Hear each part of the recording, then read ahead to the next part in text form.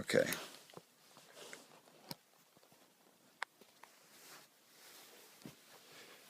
All right. Hey, tell that. Sleep there all night, I guess. What? I'm just No, no, no. I'm going to be done this, and I have to bring her phone up, and I'll bring the dog up too. okay. Okay, you just go to bed if you want. I mean, whatever you want to do. All right. All right. All right. Okay. Talladega. Okay, I need you to take a pen and pencil. All right, and do the following things for me. Okay. Mr. Brown's going to be calling me all morning. All right. I want you to put him off. I want you to tell him that my grandmama died, my mother died, my cousins. Tell him the whole family's dead. Just give him whatever excuse. I'm at the hospital. The fact is that I can't talk to him right now. Now I need you to go do some work and get that detective, that private eye fellow, because I need you to do some research and we have to figure out from where those FedExes came. Okay, we got to track down that bar who sent me that email saying that he was the filmmaker. You understand what I'm saying? Okay, I need to get a meeting with him today. Because when I talk to Mr. Brown and he's going to be pissed off to high hell, I got to fix this. And I got to speak to him right away. Do you understand that? Okay? Now, if you understand that, you understand the severity of this situation, anyone that calls, you disavow all knowledge. We are not commenting. Except to say that we had no knowledge of any impropriety associated with this production at all. We thought it was honest to God awful truth. It was the straight scoop. That was the real lives. They had actually perished in those fires. That this was not some publicity, marketing, crazy ass Blair Witch kind of stunt. Hell, I ain't that sophisticated.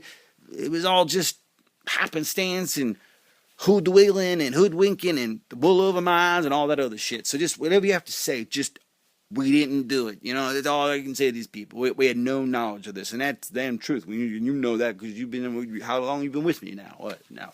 You've been with me 7 months? And so you've been with me since that. In fact, it was 2 weeks you've been working here that those packages started coming in here. Remember? Well, we didn't even look at them until the FBI boys got involved, and then when we did look at them, well, we saw the footage and and then that went and sold it to Comcast, and next thing you know, the damn numbers went off through the roof.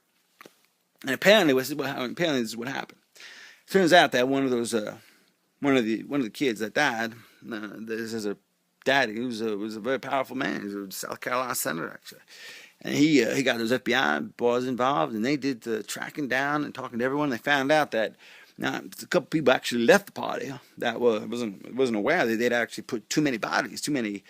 Well, it turns out what they did was they took cadavers and they put them in there. They were the same age and racial composition. They put damn clothes on them and the whole 9 yards. And then they saw that fire. They actually watched the damn fire from the cover of the woods. But suffice it to say that the whole thing was a scam, sham, flim flam to the man. And I don't know why they did it, except made me sell some advertising on a television show, because I certainly know how to tell. I can sell a TV show. So I sold Snooky for MTV. You don't need no trick or device or gimmick, but I guess these boys and girls did. They thought they did. So anyway, it ain't no here nor there. But at this time, what we need to do is I need to speak with that filmmaker right away, because it looks like what I found out was these boys and girls are all alive, and they're in some island sitting there drinking pina coladas and enjoying the sun, and laughing all the way to the bank in the Cayman Islands, I guess, because it turns out not only are they getting the money from this TV show deal that I cut for them unknowingly, thinking that I was cutting it for the blind trust established for the families that were remaining,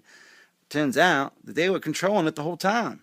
Even the charities were false. Everything was bullshit. Yeah, basically, I got my 10%, so I was compensated. But the fact is that those millions and millions of dollars were flowing down to the south in one of these little Virgin Islands where they were all sitting there in a house together, where it turns out, from my source, that they had filmed all of that as well. So while it is a bit of a pickle we find ourselves in, if I do work the angles right, I do think that I can get a second season from NBC Universal Comcast. Yeah. So apparently they filmed everything that went down in those islands, and it was one of them girls that the girl that did she wasn't getting along with anybody during the actual party, and see the way this whole thing went down is. Besides the heat I was getting from the FBI, because they thought I was behind the whole damn thing. Of course, I had nothing to do with it. All I did was got the footage, and I looked at it, and then I tried to sell it to Comcast, and we made a deal. And that was still, I think I watched 4 minutes of that damn footage. I watched that trailer that they put together, and then I sold the damn thing to Robert Bryan, and that was it. Literally, we went duck hunting, and I sold them while we were duck hunting. Turns out that right after the whole thing blew up and, it was getting really big in Europe and was getting ready for this American debut, well, there was something leaked to the press. It was a piece of footage, like an outtake, and it was all these kids at the party, and they were all talking different. And then at the end of this footage, they actually are talking about the word movie comes up, like they're actors or something. They actually talk about making a movie. So you put that next to all this footage, and you realize that these kids aren't graduating from no college. These kids are actors, professional actors. That's why it was so damn convincing. They got some talent, I'll admit, but, I guess they don't realize it's a felony to take it this far. I mean, fiction is one thing, and artistic license is another, but this artistic license, they were speeding and they were going 200 miles per hour and then going into jail. I know about law, but maybe it's illegal. Damn, I don't even know. They got this Paranormal Activity, most powerful film ever made, and they want you to think it's real, and this whole reality is fake. Look, I ain't in it for that. I'm in it for the 10%. I just got one thing to say.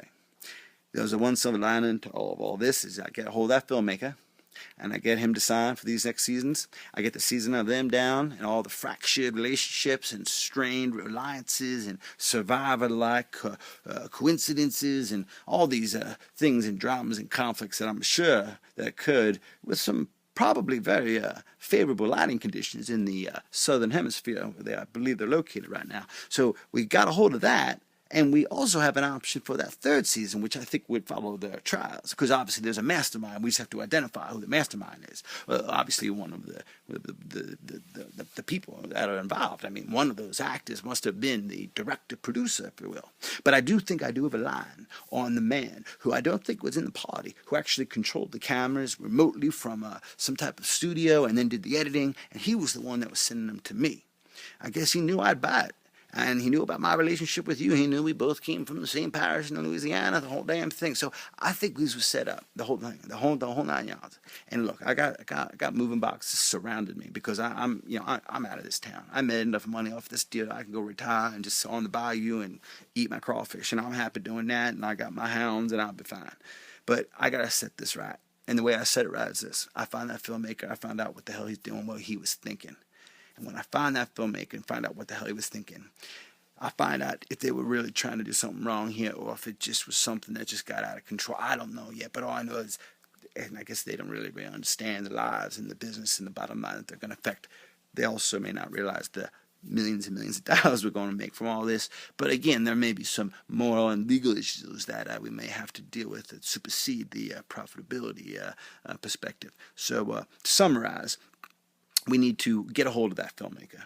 We need to control the press on this and to explain to them that we had no knowledge of this being fictional. We thought that these young boys and girls were dead, and in fact, that the whole effort we made to encapsulate the footage of the last party, the last hours of their young lives, was to give it a poetic justice, to try to find in a tragedy some source of happiness, and also for the surviving families who would be deprived of a youngster who would have been depleting the family of part of their income, because inevitably 80% of these graduates return home without a job and go back to their room that they've occupied since they were 2 years old. We saved them that expense and supplemented that with the income derived from the rights exposure and exploitation from the monetization of the amortization from the terrestrialization of the dismiss.